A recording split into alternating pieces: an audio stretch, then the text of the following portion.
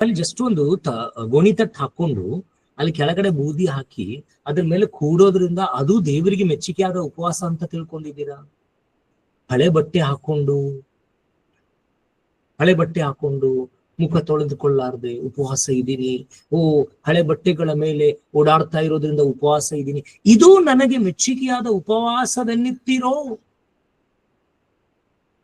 ऐसा सारा जो तट लगा लिया आप, तट डाल दिए, राख लगा लिया आप आंख को, ಒಂದ್ ಸ್ವಲ್ಪ ಇಲ್ಲಿ ಮ್ಯಾನ್ ಒಂದು ಸ್ವಲ್ಪ ಬೂದಿ ಹಚ್ಕೊಂಡಿವಿ, ಆಶ್ ಹಚ್ಕೊಂಡಿವಿ, ಇದು ಉಪವಾಸ?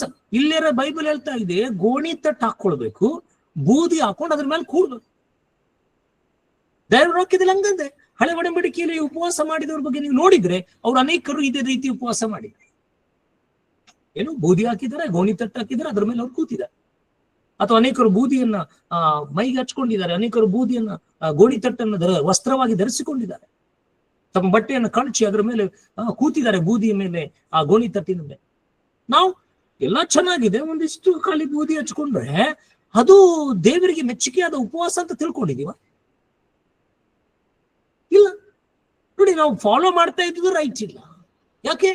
जैसे हमको चाहिए, देखिए बाइबल में तो लिखा है आप तट को डालकर उसके ऊपर राख डालकर उसके ऊपर बैठो, और आप पुराने नियम में आप जब देखेंगे तो उपवास ऐसे ही करा जाता था. लेकिन हम खाली इतना लगा लिया और हम बोल रहे कि उपवास कर रहे हैं, हम खाना छोड़े उपवास करें. और ऐसी प्रार्थना, ऐसी उपवास प्रार्थना परमेश्वर को पहुंचेगा? परमेश्वर प्रसन्न होगा? नहीं. ದೇವರಿಗೆ ಮೆಚ್ಚುಗೆನಾ? ದೇವರಿಗೆ ಇಷ್ಟನಾ? ಇಲ್ಲ. ಅದಕ್ಕೆ ಆತನ ಹೇಳ್ತಾ ಇದ್ದಾನೆ, ಏನದು? ಬೂದಿಯನ್ನು ಆಸನ ಮಾಡಿಕೊಳ್ಳುವುದು ಯೆಹೋವನಿಗೆ ಸಮರ್ಪಕವಾದ ಉಪವಾಸವೆನ್ನುತ್ತೀರೋ? ಅಂದ್ರೆ ಉಪವಾಸ ಪ್ರಾರ್ಥನೆ ಕೂಡ ದೇವರಿಗೆ ಸಮರ್ಪಕ असमर्पकವಾಗಿರ್ತದೆ ಅಂತ ಅರ್ಥ. उपवास प्रार्थना की वजह से परमेश्वर प्रसन्न भी हो सकता है, अप्रसन्न भी हो सकता है, बाइबल कह रहा है. मतलब हम उपवास करेंगे परमेश्वर के योग्य, जैसे परमेश्वर चाहता है वैसे उपवास हम करेंगे ना, तो प्रसन्न हो सकता है परमेश्वर. अगर उसको पसंद नहीं आया तो वो नापसंद करेगा और हमारा उपवास उसको पसंद नहीं आएगा.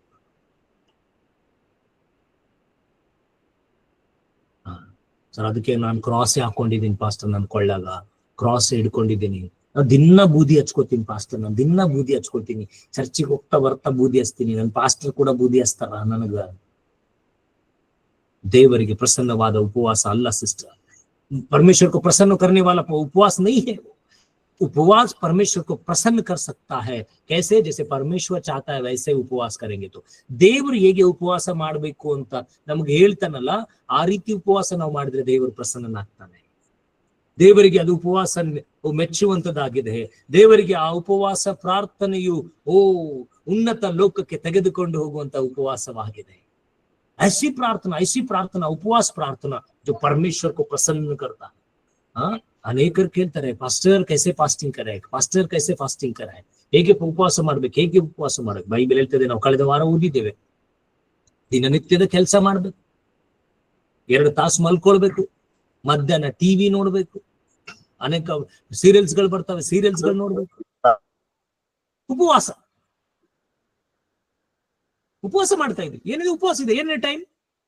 ಬೆಳಿಗ್ಗೆ ಒಂದ್ ತಾಸು ಪ್ರೇಯರ್ ಮಾಡಿದ್ದೀನಿ ಪಾಸ್ಟರ್, ಸಾಯಂಕಾಲ 1 ತಾಸು ಪ್ರೇಯರ್ ಮಾಡ್ತೀನಿ, ಮತ್ತೆ ನಾನು ಟಿವಿ ನೋಡ್ತೇನೆ, ಸೀರಿಯಲ್ಸ್ ನೋಡ್ತೇನೆ, ಫಿಲ್ಮ್ ನೋಡ್ತೇನೆ, ಟೈಮ್ ಪಾಸ್.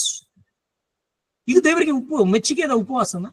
ಇಲ್ಲ. ಮನೆಯಲ್ಲಿರುವಂತದ್ದೆಲ್ಲವನ್ನು ತೆಗೆದು ಕ್ಲೀನ್ ಮಾಡ್ತೇನೆ, ಇಷ್ಟರು ಬರ್ತದಲ್ಲ ಅದಕ್ಕೆಲ್ಲ ಕ್ಲೀನ್ ಮಾಡ್ಕೊಳ್ತೇನೆ. ಈಗ ಉಪವಾಸ ದಿನಗಳ ಕೆಲಸ, ಅಡಿಗೆ ಇರೋದಿಲ್ಲ, ಎಲ್ಲ ಕೆಲಸ ಅದು ಮಾಡ್ತೇನೆ. ಇದು ದೇವರಿಗೆ ಉಪವಾಸ ಮೆಚ್ಚುಗೆನ? ಮತ್ತೆ ಆತನು ಈಗ ನಾವು ಓದಿದ್ದೀವಿ, ಏನೆಲ್ಲ ಇದೆ ಒಳಗಡೆ? ವ್ಯಾಜ್ಯ ಇದೆ, ಒಳಗಡೆ ಕಲಹ ಇದೆ, ಇವೆಲ್ಲ ಇದ್ದುದರಿಂದ ಉಪವಾಸ. ಇನ್ನೂ ಅನೇಕರ ಉಪವಾಸಗಳು ಹೆಂಗಿದೆ, ಅವ್ರು ಉಪವಾಸನೆ ಮಾಡೋದಿಲ್ಲ, ಬಟ್ ಚರ್ಚಿಗೆ ಹೋಗ್ತಾರೆ. ನಾನು ಕೇಳಿದೆ, ಕೆಲವು ಕಡೆ 40 ದಿವಸ ಚರ್ಚ್ ನಡೀತಾ ಇದೆ, ಕಂಪಲ್ಸರಿ 40 ಡೇಸ್ ಚರ್ಚಿಗೆ ಹೋಗ್ತಾ ಇದೆ. ಹಾಗಾದ್ರೆ ಅರ್ಥ ಅದು ದೇವರಿಗೆ ಮೆಚ್ಚುಗೆ ಆದದ? ಇನ್ನೂ ಕೆಲವೊಬ್ಬರು ಉಪವಾಸವಿಟ್ಟುಕೊಂಡು ತಮ್ಮ ತಂದೆ ತಾಯಿಗಳ ಮನಸ್ಸುಗಳನ್ನು ನೋಯಿಸ್ತಾ ಇದ್ದಾರೆ. ಇದು ದೇವರಿಗೆ ಮೆಚ್ಚುಗೆ ಆದ ಉಪವಾಸನ? ಇನ್ನು ಕೆಲವೊಬ್ರು ತಂದೆ ತಾಯಿಗಳ ವಿರುದ್ಧವಾಗಿ ಮಾತಾಡಿ ತಂದೆ ತಾಯಿಗಳ ಮನಸ್ಸನ್ನು ನೋಯಿಸಿ ಚರ್ಚಿಗೆ ಹೋಗ್ತಾ ಇದ್ದಾರೆ. ದೇವರು ಮೆಚ್ಚುತ್ತಾನ? ಎಲ್ಲಿದ್ದೀರಿ? ಯಾವ ಲೋಕದಲ್ಲಿ ಇದ್ದೀರಿ?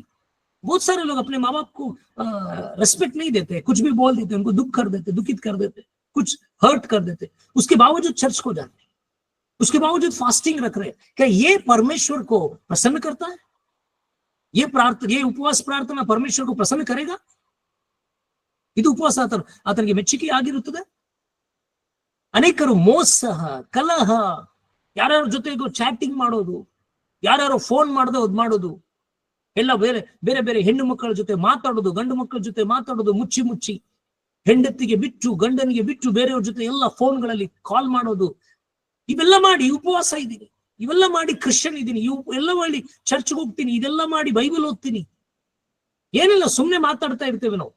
ಯಾರು? ಪರಸ್ತ್ರೀ. ಅವಳು ಪರಸ್ತ್ರೀ, ಪರ ಪುರುಷನ ಜೊತೆ ಸುಮ್ಮನೆ ಮಾತಾಡ್ತೀವಿ. ಏನು ಇಷ್ಟು ದಿವಸ ಇಲ್ಲ, ಈಗೀಗ ಫ್ರೆಂಡ್ಶಿಪ್ ಶುರು ಆಯ್ತು, ಸುಮ್ಮನೆ ಮಾತಾಡ್ತೀವಿ, ಏನೋ ವಿಷಯಗಳನ್ನ ಮಾತಾಡ್ತೀವಿ.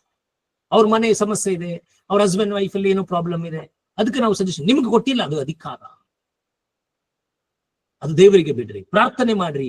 ಅವರನ್ನ ಒಂದು ವೇಳೆ ಹೆಣ್ಣು ಮಗಳಾಗಿದ್ರೆ ಯಾವುದಾದ್ರೂ ಒಬ್ಬ ಸಿಸ್ಟರ್ನ ಬಳಿಯಲ್ಲಿ ಕಳಿಸ್ರಿ ಪ್ರಾರ್ಥನೆಗಾಗಿ, ಗಂಡು ಮಗನಾಗಿದ್ರೆ ಯಾವುದಾದ್ರೂ ಒಬ್ಬ ಪಾಸ್ಟರ್ ಬಳಿ ಕಳಿಸ್ರಿ ಪ್ರಾರ್ಥನೆಗಾಗಿ. ನಿಮ್ ಕೆಲಸ ಅದಷ್ಟೇ. ನೀವು ಅದನ್ನ ಸಾಂತ್ವನ, ನೀನು ಅದನ್ನ ಧೈರ್ಯ ಪಡಿಸ್ಲಿಕ್ಕೆ ಹೋಗ್ಬಾರ್ದು. ಅರ್ಥ ಆಗ್ತಾ ಇದೆ? ಅದಕ್ಕೆ ನೋಡಿ, ನಾವು ಏನ್ ಕೆಲಸ ಮಾಡ್ತೇವೆ, ನಾವ್ ಏನ್ ಕಾರ್ಯ ಮಾಡ್ತೇವಲ್ಲ, ಅದು ದೇವರಿಗೆ ಮೆಚ್ಚುಗೆ ಆಗಿರ್ತದೆ. ನಾವು ದೇವರನ್ನ ಮೆಚ್ಚಿಸುವುದಕ್ಕಾಗಿ ಮಾಡ್ಬೇಕು, ಜನರನ್ನ ಮೆಚ್ಚಿಸುವುದಕ್ಕಾಗಿ ಅಲ್ಲ, ಮುಂದಿನ ವ್ಯಕ್ತಿಯನ್ನ ಮೆಚ್ಚಿಸುವುದಕ್ಕಾಗಿ ಅಲ್ಲ. हमारा प्रार्थना, उपवास, हमारा चाल चलन, हमारे बातचीत, ये सारे परमेश्वर को प्रसन्न करने के लिए होना चाहिए, लोगों को प्रसन्न करने के लिए नहीं, लोगों के मन जीतने के लिए नहीं, हमको परमेश्वर के मन को जीतने के लिए चाहिए। और आप ऐसे सारे संगतियां रख के आप प्रार्थना उपवास करते हो तो वो शून्य लेकर आता है आपके जीवन में। ಇಂಥ ಕಾರ್ಯಗಳೆಲ್ಲವೂ ನಿಮ್ಮ ಜೀವಿತದಲ್ಲಿ ನಿಮ್ಮ ಮನಸ್ಸುಗಳಲ್ಲಿ ಇಟ್ಟುಕೊಂಡು ನೀವು ಉಪವಾಸ ಪ್ರಾರ್ಥನೆಗಳನ್ನು ಮಾಡುವುದು, ನೀವು ಚರ್ಚ್ಗೆ ಹೋಗೋದು, ನೀವು ಬೈಬಲ್ ಓದೋದು ಅಂದ್ರೆ ಅರ್ಥ ಅದು ಶೂನ್ಯಕ್ಕೆ ತೆಗೆದುಕೊಂಡು ಬರ್ತದೆ. ಯಾವುದು ಎಣಿಕೆಯಲ್ಲಿ ಬರೋದಿಲ್ಲ. ಎಣಿಕೆಯಲ್ಲಿ ಯಾವುದು ಬರ್ತದೆ? ಯಾವುದು ದೇವರಿಗೆ ಮೆಚ್ಚುಗೆ ಆಗಿದೆಯಲ್ಲ ಆ ಉಪವಾಸ ದೇವರಿಗೆ ಮೆಚ್ಚುಗೆ ಆದದ್ದೇ ಬರ್ತದೆ. ಅದಕ್ಕೆ ನಾವು ತಿಳುವಳಿಕೆ ಇಲ್ಲದೆ ಅನೇಕ ವರ್ಷಗಳ ಉಪವಾಸ ಮಾಡಿದ್ದೇವೆ. ತಿಳುವಳಿಕೆ ಬಂದ ಮೇಲೆ ನಾವು ದೇವರಿಗೆ ಮೆಚ್ಚುಗೆಯಾದ ಉಪವಾಸ ಮಾಡುವವರಾಗಿರ್ಬೇಕು.